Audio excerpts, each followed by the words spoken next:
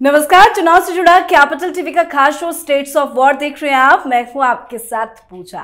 मिजोरम, राजस्थान, मध्य प्रदेश, छत्तीसगढ़ में चुनाव हो चुके हैं। कल तेलंगाना में भी 119 सीटों के लिए वोटिंग होनी है।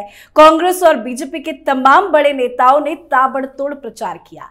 तमाम दलों ने जनता को रिझाने के लिए प्रचार के दौरान पूरी ताकत झोंकी। खुद प्रधानमंत्री नरेंद्र मोदी ने जमकर चुनाव प्रचार किया। उन्होंने एक के बाद एक रैली कर वोटर्स को रिझाने में कोई कसर नहीं छोड़ी। तो कांग्रेस पार्टी ने भी जीत का दावा किया। अब 3 दिसंबर का इंतजार है जब सभी 5 राज्यों के चुनाव के नतीजे सामने आएंगे। पर कल तेलंगाना में चुनाव खत्म होने के बाद ही सभी राज्यों के एग्जिट पोल भी सामने आ जाएंगे, जिसको लेकर सभी पार्टियों की सांसें अटकी हुई है। तो कल एग्जिट पोल में क्या होगा बताएंगे आपको। आज इसी पे चर्चा करेंगे। चर्चा के लिए मेरे साथ स्टूडियो में मौजूद हैं कैपिटल टीवी के editor in chief doctor Manish Kumar और एग्जीक्यूटिव एडिटर राजीव जी। सर, आप दोनों का ही बहुत बहुत स्वागत है। धन्यवाद। कल तेलंगाना में वोटिंग होनी है, उसके बाद जो सभी चैनलों में एग्जिट पोल नजर आएंगे, क्या लगता है सर क्या होगा?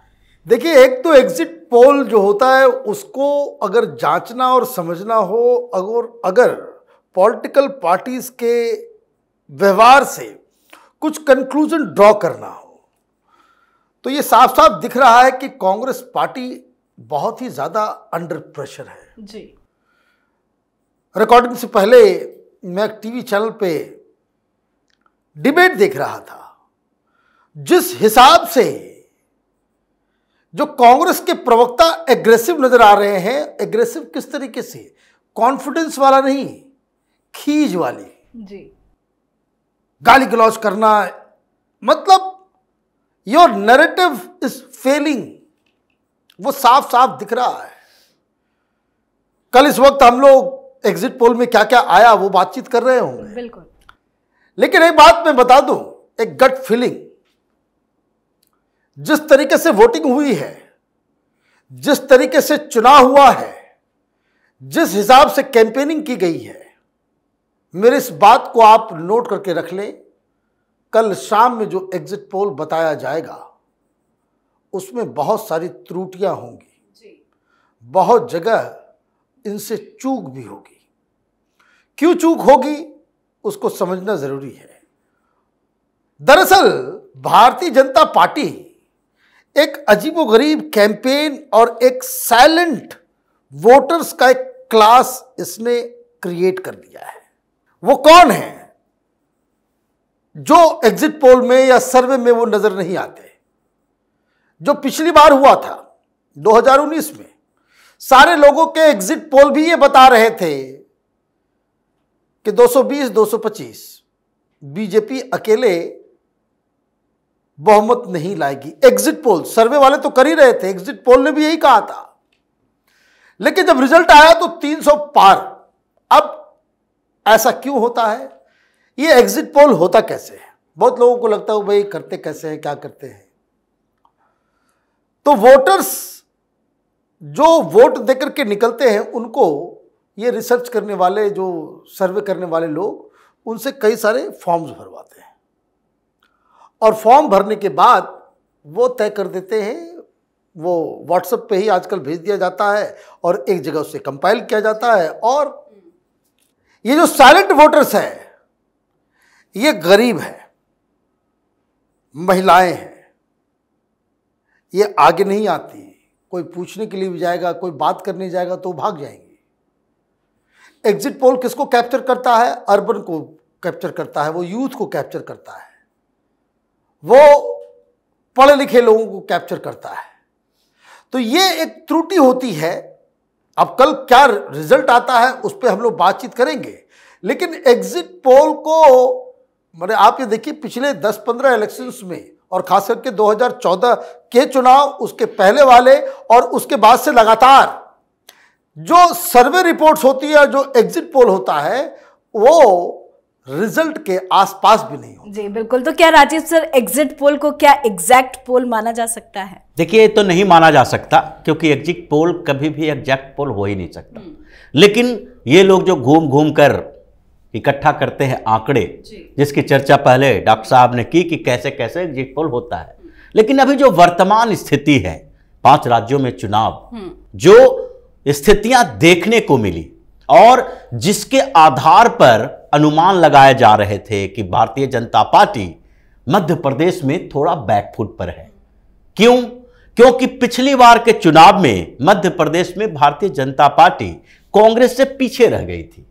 ये जो बार बार बोलते हैं भारतीय जनता पार्टी पिछले विधानसभा चुनाव में हार गई, ये हार और जीत ये 4-5 सीटों के नतीजों से पता नहीं चल सकता और ये डिसीजन भी नहीं ले सकते, क्योंकि पिछली बार मध्य प्रदेश का चुनाव हुआ विधानसभा का, उसमें अगर वोट देखें, वोट शेयर देखें, पॉपुलर वोट देखें तो कितना था? भारतीय जनता पार्टी को 41% वोट मिले थे और कांग्रेस को कितने वोट मिले थे? कांग्रेस को मिले थे 40% वोट।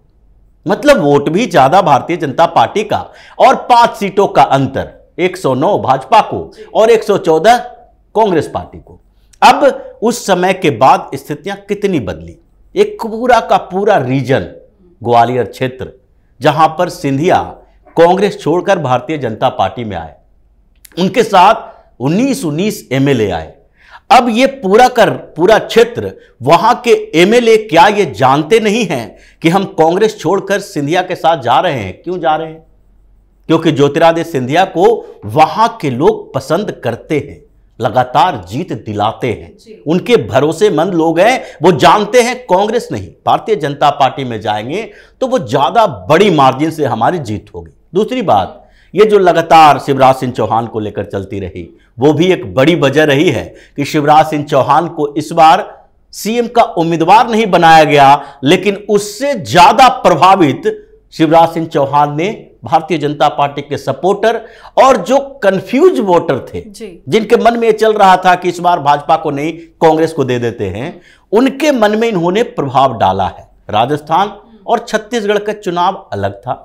राजस्थान में ऐसे भी परिवर्तन होता है, छत्तीसगढ़ में भी परिवर्तन होता है। दोनों जगह कांग्रेस की सरकार, चुनौतियां ज्यादा बढ़ी और दोनों जगह पर जिस तरीके से जो रिपोर्ट सामने आए, रैलियों में जिस तरीके से लोग सामने आए, ये तो दिख रहा है कि दोनों जगह सत्ता परिवर्तन होगा। मतलब भारतीय जनता पार्टी आगे चल रही। जी सर, हम तो कल एग्जिट पोल पे चर्चा करेंगे ही, लेकिन अभी जो सट्टा बाजार में चल रहा है वो तो साफ साफ इशारा कर रहा है कि बीजेपी के लिए गुड न्यूज है और कांग्रेस पार्टी के लिए बैड, सैड न्यूज। देखिए, सट्टा बाजार वो भी लोगों के इंप्रेशंस पे चलता है, लेकिन कभी कभी ये जो सर्वे रिपोर्ट्स जो आते हैं और ये जो तमाम सर्वे करने वाली एजेंसियां, टेलीविजन चैनल जो कुछ भी बातचीत करती है, जो आंकड़े देती है, उससे कहीं सटीक सट्टे बाजार का आंकड़ा होता है।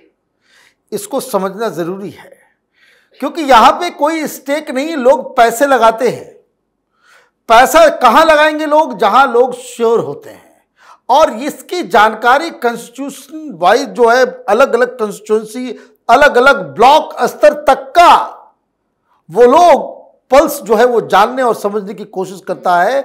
और इसलिए सट्टा बाजार अगर कुछ कह रहा है तो वो एक, जैसे फिल्म तो नहीं होते ट्रेलर, फिल्म तो फिल्म है।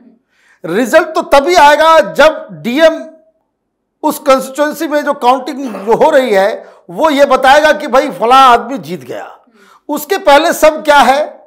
सब एस्ट्रोलॉजी है, सब ज्योतिष शास्त्र है। सट्टा बाजार भी अपने आप का ज्योतिष है। ये सर्वे करने वाले भी, भाई आप ज्योतिषी कहेंगे और क्या कहेंगे, ये भविष्य को जानने और समझने की कोशिश करते हैं, गलत साबित होते हैं। तो सट्टा बाजार कोई फाइनल तो नहीं है, लेकिन अभी जो एक सट्टा बाजार को लेकर के जो खबर आ रही है, जिसमें बीजेपी के लिए बहुत ही अच्छे मार्क्स मिल रहे हैं उसको, तो वो आप कह सकते हैं कि फिल्म का ट्रेलर है। बड़े संख्या का ट्रेलर जो है, प्रीव्यू जो है, वो कल शाम में जब हम लोग बाकी जो सर्वे रिपोर्ट्स, जो एग्जिट पोल आएगा तो वो करेंगे।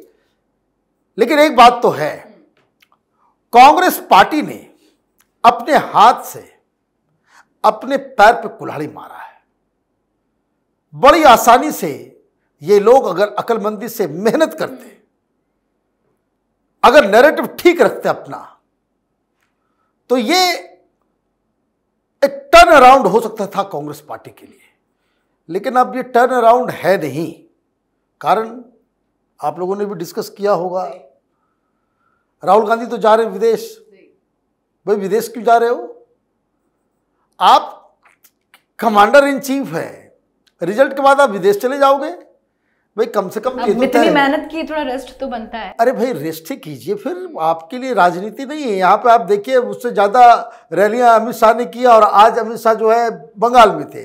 मेरा ये कहने का मतलब ये है कि ही इज श्योर कि किसी मुख्यमंत्री को चूज नहीं करना पड़ेगा, कहीं कोई ऊपर नीचे कोई स्ट्रेटजी बनाने की जरूरत नहीं पड़ेगी। और जब थका हारा हुआ व्यक्ति जो होता है वही इस तरह का प्लान बनाता है। राजनीति बहुत ही सीरियस काम है, राहुल गांधी के पल्ले नहीं पड़ेगा। सर मेरा आपसे 2 सवाल है, दोनों को ही मैं आपसे समझना चाहूंगी कि जैसा कि सर ने बताया कि कांग्रेस पार्टी ने अपने पैर में कुल्हाड़ी मार ली, तो कांग्रेस पार्टी से क्या गलती हो गई? और अमित शाह और पीएम मोदी ने जिस तरह से चुनाव प्रचार किया, बताया जा रहा है कि दोनों ने मिलकर 108 रैलियां की हैं, खुद पीएम मोदी ने 42 अकेले रैलियां की, तो इसका क्या फायदा होगा? मोदी मैजिक चलेगा? देखिए चल तो गया है, और जिस तरीके से पीएम मोदी की रैली होती है, या अमित शाह दूसरे नंबर के नेता है, पीएम मोदी जो बोलते हैं उस पर लोगों को विश्वास होता है। और उसके बाद रैलियां तो राहुल गांधी भी कर रहे थे, प्रियंका वाड्रा भी कर रही थी, कांग्रेस ने भी अपने स्तर पर मेहनत की जी। लेकिन आज कांग्रेस के अंदर कोई भी एक ऐसा नेता नहीं है जिसको मास लीडर कहा जा सकता है, जो लोगों को रुझा सकते, लोगों तक अपनी बात पहुंचा सकते हैं। एक भी नाम बता दीजिए, अगर किसी पार्टी का राष्ट्रीय अध्यक्ष जो कि मल्लिकार्जुन खड़गे हैं, राजस्थान चुनाव प्रचार करने जाते हैं, जो प्रदेश अध्यक्ष है उसका नाम ही नहीं ले पाते, तो क्या राहुल गांधी प्रियंका गांधी को बड़ा नेता ना माना जाए? अगर राहुल गांधी प्रियंका गांधी को नेता माने तो वो कांग्रेस के नेता है जी। हिंदुस्तान के बड़े नेता नहीं है, और चुनाव कांग्रेस का नहीं है, कांग्रेस के अंदर चुनाव होगा। राहुल गांधी, प्रियंका वाड्रा, सोनिया गांधी, यही बड़ी नेता है। यही लोग, कोई भी सिलेक्शन हो या इलेक्शन हो, हर जगह इन्हीं की बात सुनी जाएगी। लेकिन ये जनता के बीच अगर जाएंगे तो वो बड़े नेता नहीं कहलाएंगे, क्योंकि अगर बड़े नेता होते तो राहुल गांधी खुद अमेठी से चुनाव हार जाते। राहुल गांधी को वहां पर जाना पड़ता जहां पर 50% से ज्यादा मुस्लिम वोट है, जिसको कांग्रेस के अलावा किसी और को वोट नहीं देना था। सीपीएम भी उसको सहयोग करे, राहुल गांधी को किस तरह से जिता के लाओ। तो राहुल गांधी अपनी सीटें नहीं बचा सकते, दूसरे की सीटें जितवा क्या पाएंगे जी। समस्या कांग्रेस के अंदर लीडरशिप को लेकर है। कोई भी नेता, बड़ा नेता कहा ही नहीं जा सकता कांग्रेस के अंदर। और जो मेहनत करने की बात है, तो मेहनत हर लोग करता है, अपनी अपनी क्षमताएं होती है। इन लोगों के अंदर वो क्षमता नहीं है, और मेहनत करके भी आप अपने जो पिछले 70 साल के कुकर्म हैं उसको मिटाने के लायक मेहनत नहीं कर पाओगे। नरेशन बन चुका है। लोग चाहते हैं कि अब इस देश को कांग्रेस और नेहरू गांधी परिवार से मुक्ति मिले और परिवारवाद की राजनीति से किसी तरीके से मुक्ति मिल जाए। चलिए सर, बहुत बहुत शुक्रिया आप दोनों का। धन्यवाद। तो अब सभी को बेसब्री से इंतजार 3 दिसंबर का है। चुनाव के नतीजे को लेकर कांग्रेस पार्टी घबराई नजर आ रही है, तो बीजेपी जीत को लेकर आश्वस्त नजर आ रही है। कल एग्जिट पोल से ही नतीजे लगभग तय हो जाएंगे। देखना होगा एग्जिट पोल में किस राज्य में बनने जा रही है सरकार। कैपिटल टीवी भी आपको एग्जिट पोल के सही आंकड़े बताएगा, तो कल देखना ना भूले कैपिटल टीवी पर सटीक एग्जिट पोल। बने रहिए हमारे साथ। नमस्कार।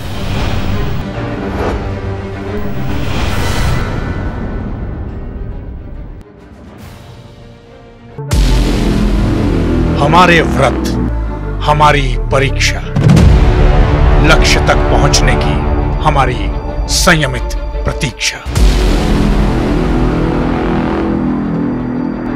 हमारे छठ से और हमारे हठ से पूरी दुनिया वाकिफ है। हमें विकल्प पर नहीं, अपने दृढ़ संकल्प पर अटूट विश्वास है, क्योंकि हार हम मानेंगे नहीं और विपरीत परिस्थितियों पर प्रहार हम छोड़ेंगे नहीं, जब तक हमारी जीत सुनिश्चित नहीं हो जाती, क्योंकि हम बिहार से हैं।